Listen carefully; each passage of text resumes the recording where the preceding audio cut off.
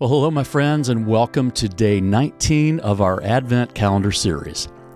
Today we're looking at Psalm 30, verse 5, a beautiful reminder that God brings joy after seasons of sorrow. It says, "For his anger lasts only a moment, but his favor lasts a lifetime. Weeping may stay for the night, but rejoicing comes in the morning." Well, this verse acknowledges that while we go through seasons of sorrow or hardship, they are temporary. God's favor and his joy are eternal.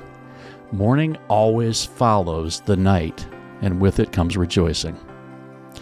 I don't know about you, but I've experienced those times of grief where it felt like the sadness would just never end. But God has always brought joy in his time, often in ways I didn't expect, and I'm sure you haven't either. This verse reminds me to hold on to hope. You know, Advent is a season of waiting, but it's also a season of joy. Just as the world waited for the Messiah, we wait for God to bring his joy into our lives, even in the midst of sorrow. Think about a time when God turned sorrow into joy in your life.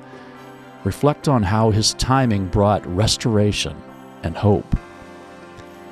If you're in a season of weeping right now, hold on to this promise.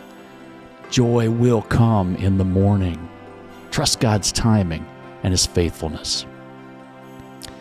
Lord, we thank you that you promised that joy will come. Lord, as we work through this series this week on joy, during this Advent season, we recognize that our life is not always filled with a recognizable joy. But God, we know that joy is so much different than happiness. Joy is a deep down sense of trust in you, and only that kind of joy can we experience through you.